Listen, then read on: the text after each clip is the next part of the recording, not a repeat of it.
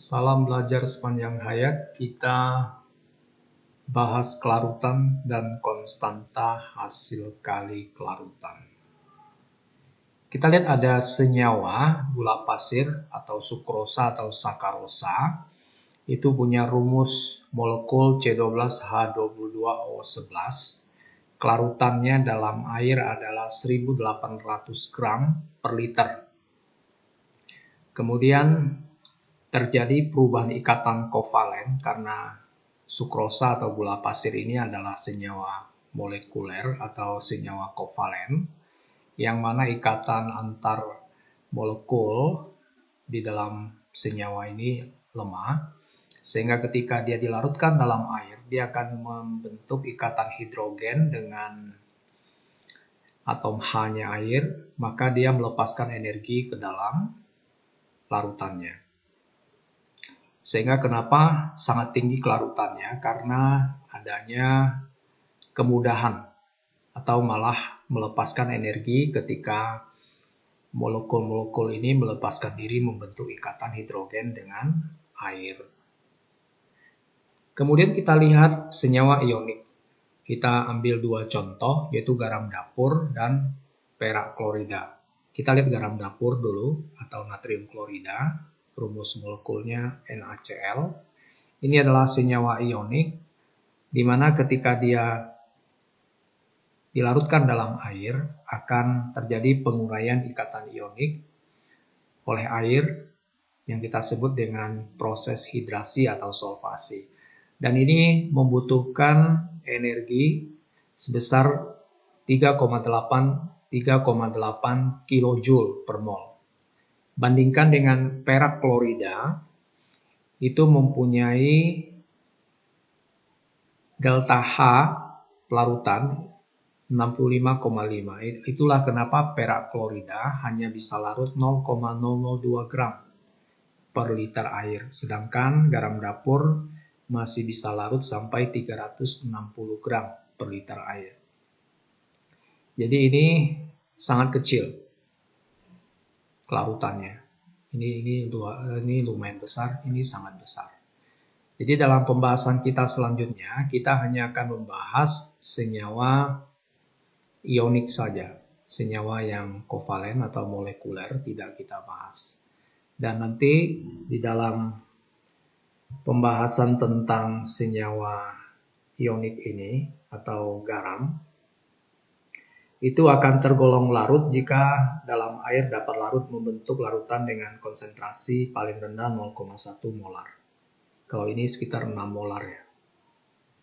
Sedangkan yang disebut garam tergolong sedikit larut jika konsentrasi lautan yang terbentuk antara 0,001 molar sampai dengan 0,1 molar.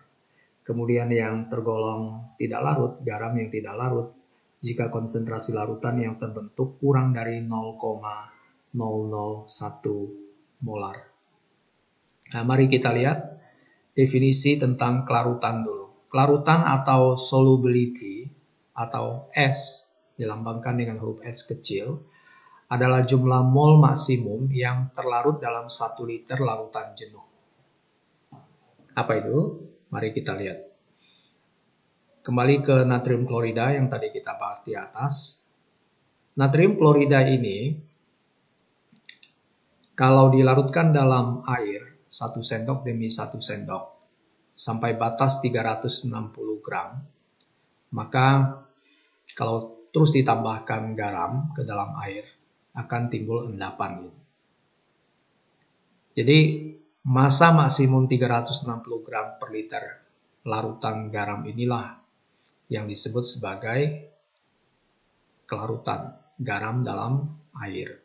Nah, untuk kita hitung molnya, tinggal dibagi dengan MR-nya, 58,5. Dihasilkan 6,15 mol per liter, jadi satuannya 6,15 molar.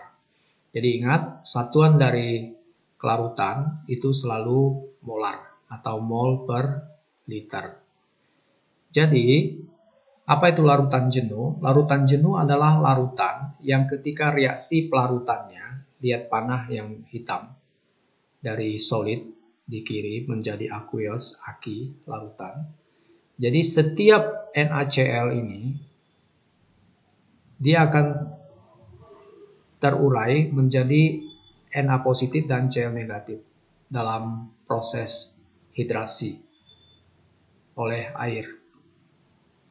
Sedangkan kecepatan Na positif dan Cl negatif dalam bentuk ion berubah kembali menjadi padatan atau solid dari NaCl, itu yang panah biru ini.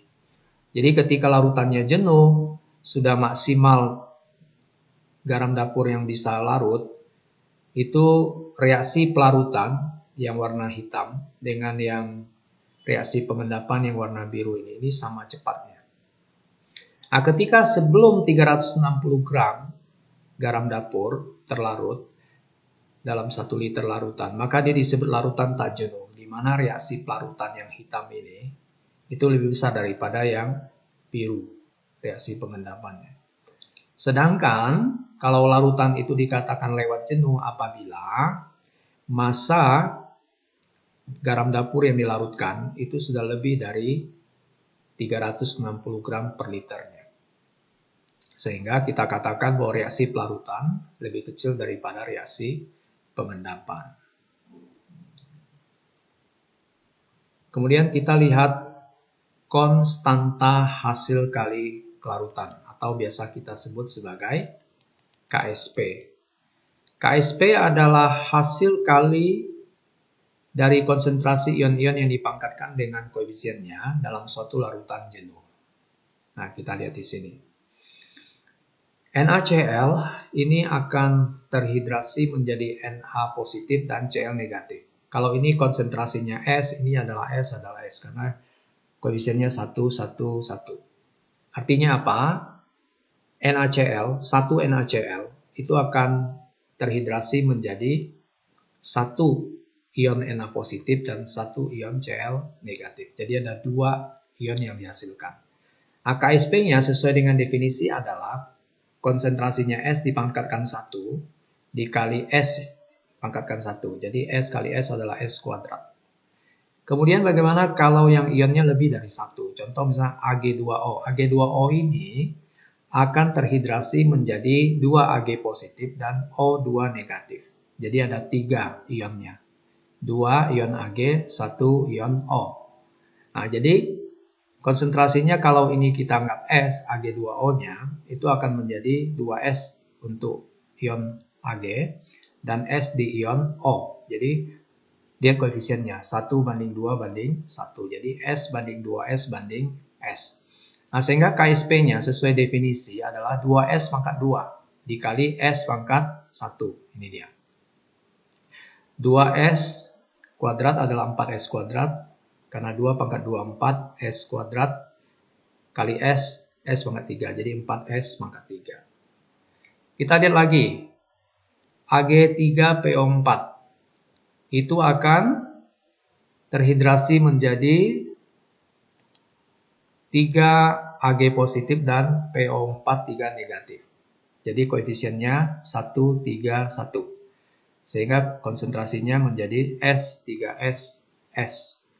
Sehingga KSP-nya sesuai definisi adalah 3S pangkat 3 dikali S pangkat 1. Ini dia. 3 pangkat 3, 27. S pangkat 3 kali S, S pangkat 4, 27S pangkat 4. Kita lihat lagi.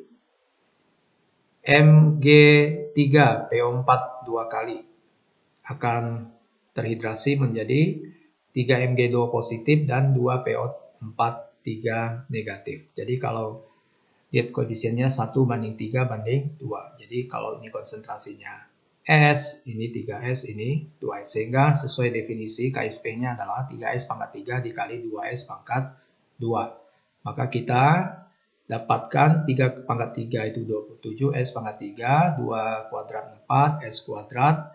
24 kali 4 itu adalah 108, S pangkat 3 kali S kuadrat adalah S pangkat 5.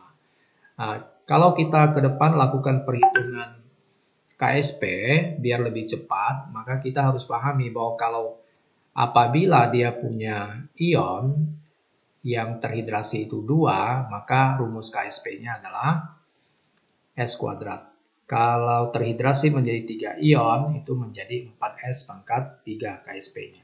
Kalau dia menjadi 4 ion, itu 27S pangkat 4. Kalau dia 5, terhidrasi jadi 5 ion, maka KSP-nya adalah 108S pangkat 5. Kita lanjut.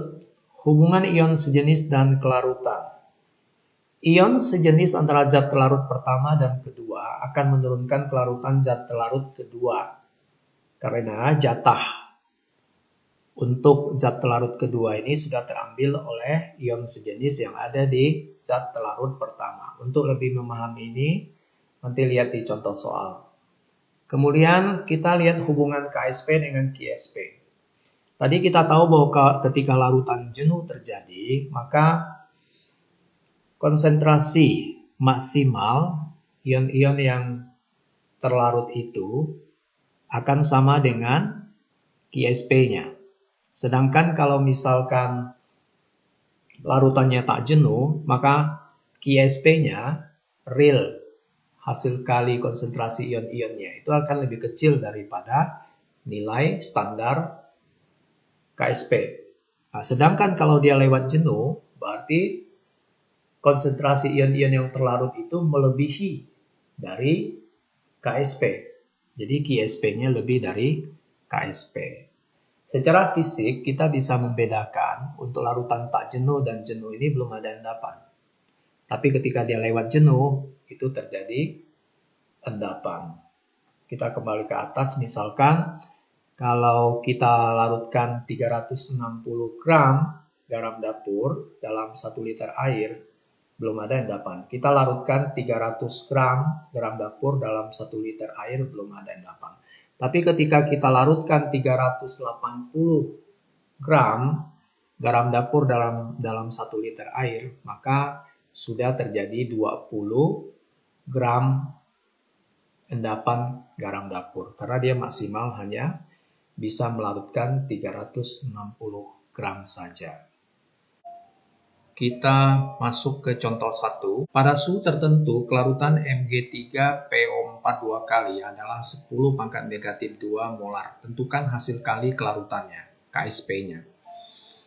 Untuk rumus cepatnya, karena kita tahu Mg3PO4 2 kali ini adalah, kalau dilarutkan dalam air akan menghasilkan 5 ion, jadi KSP-nya adalah 108S pangkat 5. Nah, bagi yang belum mengingat hal ini dari pelajaran sebelumnya, mari kita lihat penjelasan dari awalnya. Kenapa didapatkan 108S pangkat 5? Yaitu kalau Mg3PO4 2 kalinya itu adalah S konsentrasinya, maka ini menjadi 3S untuk yang ion Mg, dan ion fosfatnya adalah 2S karena koefisiennya 1:3 banding 2. Jadi S banding 3S banding 2S. Untuk mencari KSP-nya sesuai definisi, maka 3S ini dipangkatkan 3 dikalikan dengan 2S pangkat 2. Jadi ini hasilnya 27S pangkat 3, ini hasilnya 4S kuadrat dikalikan adalah 108S pangkat 5. Kemudian S-nya sudah diketahui dari soal adalah 10 pangkat negatif 2 disubstitusikan. Kemudian dipangkatkan 5 sama dengan 10 pangkat negatif 10. Nah, kita ubah 108 menjadi 1,08 kali 10 pangkat negatif 8. Kita lihat contoh 2. Pada suhu tertentu KSP Ag2O perak oksida sama dengan 3,2 kali 10 pangkat negatif 10. Tentukan konsentrasi ion perak dalam larutan jenuh perak oksida ini. Jadi kita langsung menggunakan cara cepat. Kita tahu bahwa Ag2O ini bakal menghasilkan 3 ion kalau dilarutkan dalam air. Maka kita gunakan KSP sama dengan 4S pangkat 3. Lalu dari soal kita lihat KSP-nya 3,2 kali 10 pangkat negatif 20. Kita masukkan sama S pangkat 3. Lalu 3,2 dibagi 4 itu 0,8 kali 10 pangkat negatif 20. Lalu kita ubah 0,8 jadi 8, maka dikali jadi 10 pangkat negatif 21. 8 adalah 2 pangkat 3 dikali 10 pangkat negatif 21. Kemudian S-nya pangkat sebelah kiri dan sebelah kanan sama dengan dibagi 3, sehingga didapatkan S sama dengan 2 kali 10 pangkat negatif 7. Nah, dengan demikian kita tahu konsentrasi perak, ion peraknya adalah dari persamaan setara ini adalah 2S. Nah, ini 2S. Ketika kita tahu ini 2S, maka 2 kali S. S ini sudah tahu kan? 2 kali 10 pangkat negatif 7 dikalikan. Jadi 4 kali 10 pangkat negatif 7 molar. Nah, bagi yang masih belum menguasai pelajaran sebelumnya, kenapa KSP-nya itu adalah 4S pangkat 3, kita kembali ke awal. Kalau Ag2O-nya itu kita misalkan kelarutannya S, maka ion Ag-nya adalah 2S dan ion O-nya adalah S karena koefisiennya 1 banding 2 banding 1. Ya, sama juga untuk konsentrasinya 2S banding 2S banding S. Sehingga sesuai definisi, maka KSP adalah 2S dipangkatkan 2 dikali dengan S pangkat 1. Nah, sehingga didapatkan 4S kuadrat kali S, yaitu 4S pangkat 3. Penjelasan lanjutannya sama dengan yang di depan tadi. Kita lihat contoh 3. Pada suhu tertentu KSP AgBr sama dengan 1 kali 10 pangkat negatif 12. Tentukan kelarutan AgBr dalam air murni Ag2CrO 4 0,1 molar dan NaBr 0,5 molar. Kita jawab yang A dulu. Dalam pelarut air murni H2O liquid itu ada ion H positif dan OH negatif. Sedangkan zat telarutnya AgBr itu akan terlarut menjadi Ag positif dan Br negatif. Antara pelarut dengan zat terlarut ini tidak ada ion yang sama, sehingga KSP-nya sesuai dengan definisi adalah S pangkat 1 dikali S pangkat 1, S kali S sama dengan S kuadrat. KSP-nya tinggal dimasukkan dari soal, 10 pangkat negatif 12 sama dengan S kuadrat, maka S adalah 1 kali 10 pangkat negatif 6 molar. Inilah kelarutan AgBr dalam air murni. Sekarang kita lihat yang B.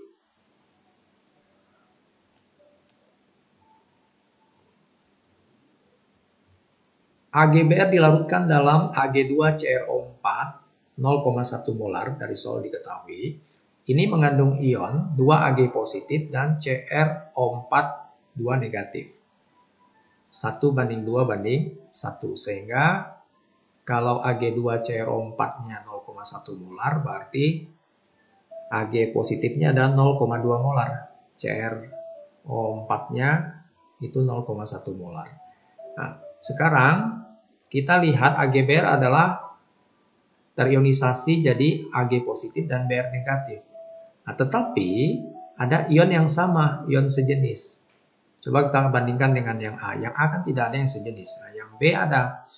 Karena ada yang sejenis, maka kita nggak bisa lagi pakai S yang ini. Harus ditambah dengan 0,2 molar punya si Ag2CrO4 yang sudah punya ion Ag positif sebesar 0,2 molar. Sehingga jatah untuk AgBr menjadi kecil karena sudah ditempati oleh Ag positif yang berasal dari kelarutan Ag2CrO4 dalam larutannya ini, yang pertama ini. Nah, sehingga dalam perhitungan tentu yang kita pakai adalah untuk konsentrasi ion Ag positif adalah 0,2 molar ini. Karena S tambah 0,2, S ini terlalu kecil. Nah, misalkan dari perhitungan yang A kita tahu S itu 1 kali 10 pangkat negatif 6. Itu sangat kecil. 0,00001 molar. Bayangkan kalau tambah 0,2 berarti S-nya ini tidak ada artinya gitu. Maka kita bulatkan, kita pakai yang 0,2. Nah, sehingga KSP-nya itu akan sama dengan 0,2 pangkat 1 dikali S pangkat 1. Sehingga dapat KSP sama dengan 0,2 kali S. Nah, KSP-nya masukkan dari soal 1 kali 10 pangkat negatif 12 sama dengan 0,2 S, maka S adalah 1 kali 10 pangkat negatif 12 dibagi 0,2, jadi S-nya sama dengan 5 kali 10 pangkat negatif 12 molar. Nah, kita bandingkan S atau kelarutan AgBr dalam Ag2CrO4 yang ada ion sejenis dengan air murni. Jauh sekali bedanya. Nah, sehingga konsep di video pengantar bab ini yaitu tentang adanya ion sejenis dalam larutan pertama akan mengurangi kelarutan kedua dibandingkan dengan kelarutannya dalam air murni. Untuk lebih mantap lagi konsep ini, kita lihat C ya, nomor C. Bagaimana kalau AgBr dilarutkan dalam NaBr? NaBr akan mempunyai ion Na positif dan Br negatif. Dari soal diketahui NaBr-nya 0,5 molar karena koefisiennya 1:1:1, maka Na positif dan Br negatifnya juga punya konsentrasi 0,5 molar dan 0,5 molar. AgBr-nya masih sama, punya S dan S. Tapi karena ada ion yang sejenis, Br negatif, maka Br negatif punya AgBr ini jatahnya terambil oleh NaBr, maka harus ditambahkan S tambah 0,5. Karena S-nya kecil, dapat diabaikan, maka dibulatkan ambil 0,5. Sehingga KSP-nya adalah 0,5 pangkat 1 dikali S pangkat 1.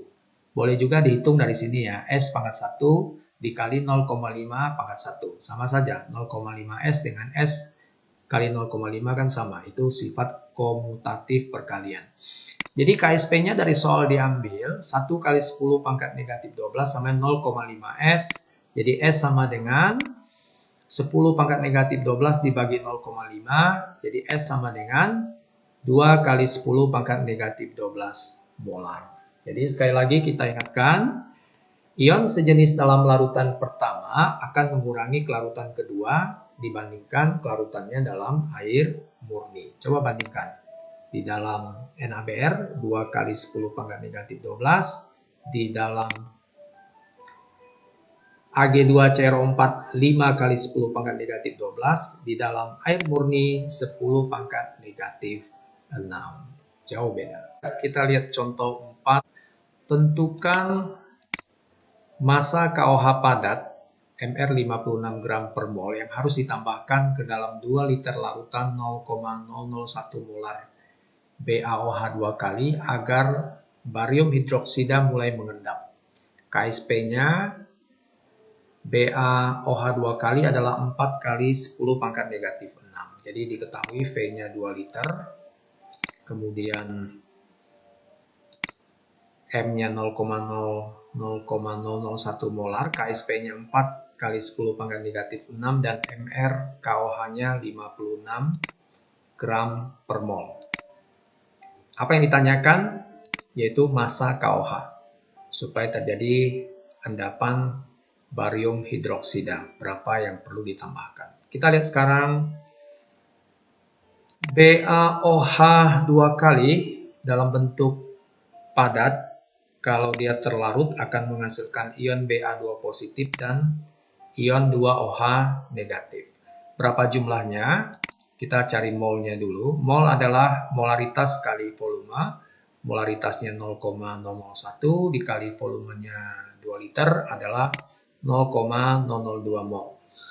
Kita lihat koefisiennya 1:1:1, maka untuk OH-nya adalah 0,004. 1:2, 0,002 banding 0,004. Untuk yang Ba ini sama dengan 0,002 mol juga karena koefisiennya 1:1. Cuma tidak kita perhatikan karena nanti kita perlukan OH negatif saja untuk menghitung berapa massa KOH yang perlu ditambahkan. Ini kita abaikan saja.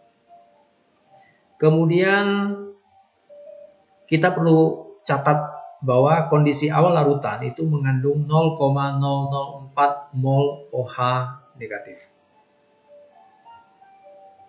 Perlu tambahan berapa supaya terjadi endapan? Kita lihat yang berikutnya ini. BaOH 2 kali ini tadi sudah kita tahu akan terionisasi jadi Ba2 positif dan 2OH negatif. Jadi kalau misalkan kelarutan BaOH 2 kalinya adalah S, maka ion Ba2 positifnya S dan 2OH negatifnya 2S. Jadi S, 2S karena koefisiennya 1:1:2. Kita lihat KSP. KSP ini sama dengan S kali 2S kuadrat. S pangkat 1 kali 2S pangkat 2. Atau KSP sama S kali 4S kuadrat. KSP sama dengan 4S pangkat 3. Jadi yang sudah menguasai video sebelumnya tahu bahwa kalau garam yang menghasilkan 3 ion, KSP-nya adalah 4S pangkat 3. Kemudian kita lihat KSP-nya.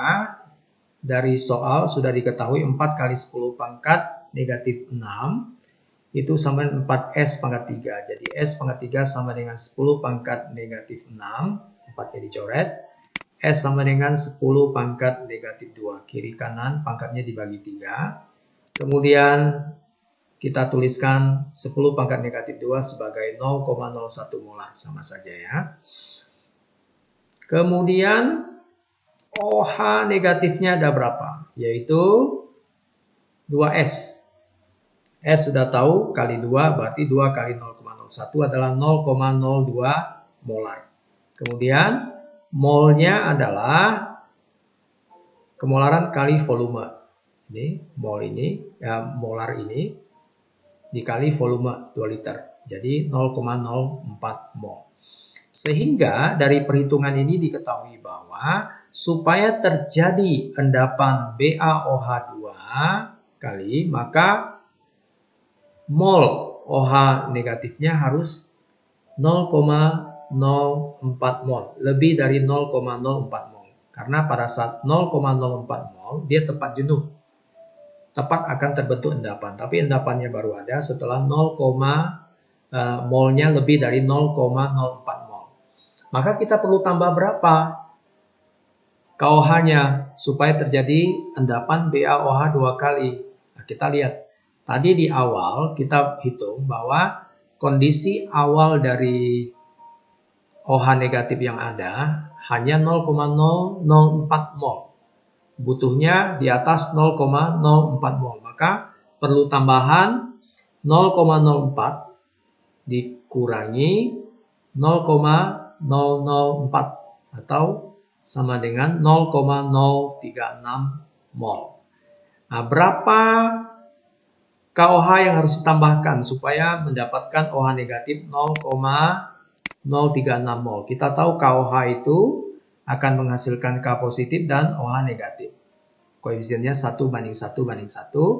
Sehingga OH negatif sejumlah 0,036 mol setara dengan KOH 0,036 mol juga. Nah, untuk menghitung masanya, maka mol dikali MR. MR-nya KOH 56 kali molnya 0,036, hasilnya adalah 2,016 gram. Ini akan menghasilkan larutan tepat jenuh. Nah, supaya terjadi endapan, maka massa KOH yang ditambahkan supaya terjadi endapan adalah lebih dari 2,016 gram.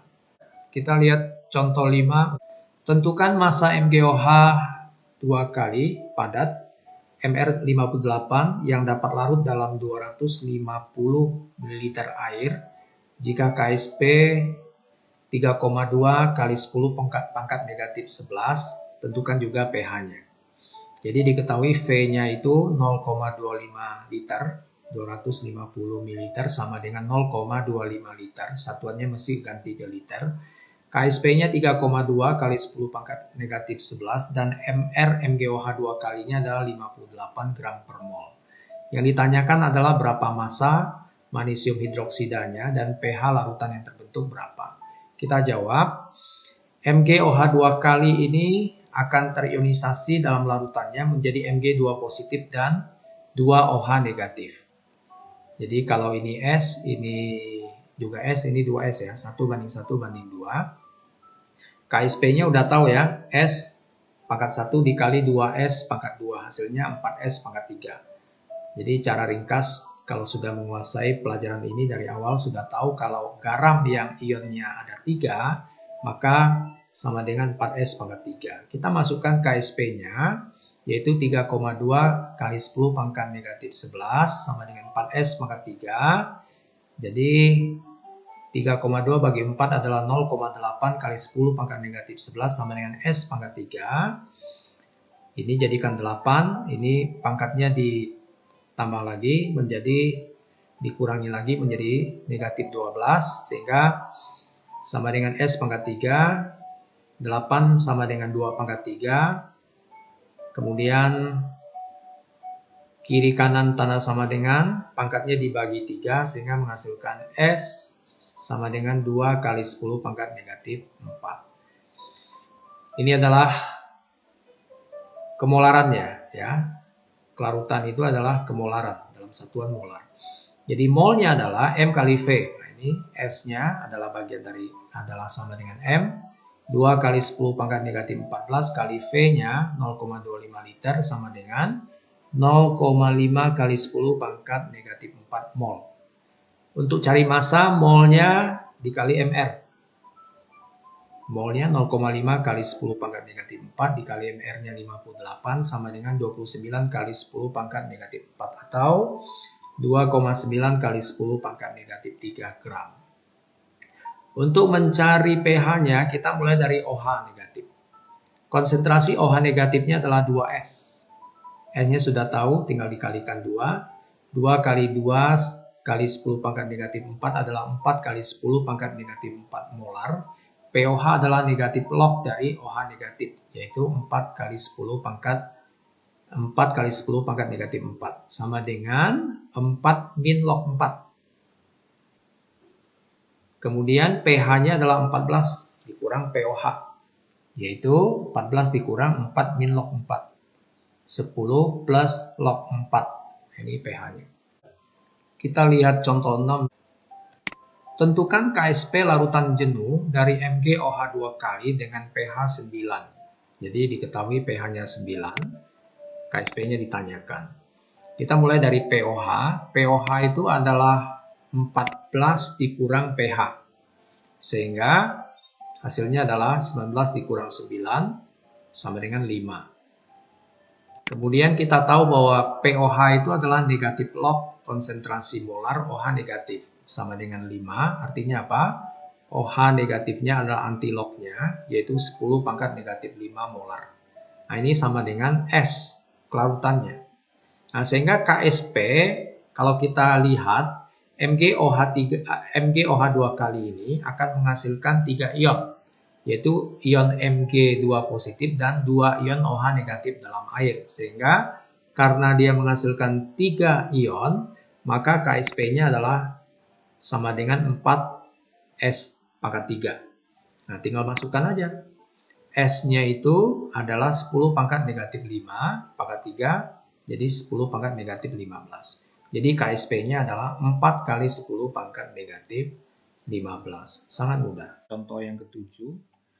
Jika suatu larutan mengandung ion Pb2 positif 0,05 molar dan Cl negatif 0,05 molar, apakah akan terjadi endapan PbCl2?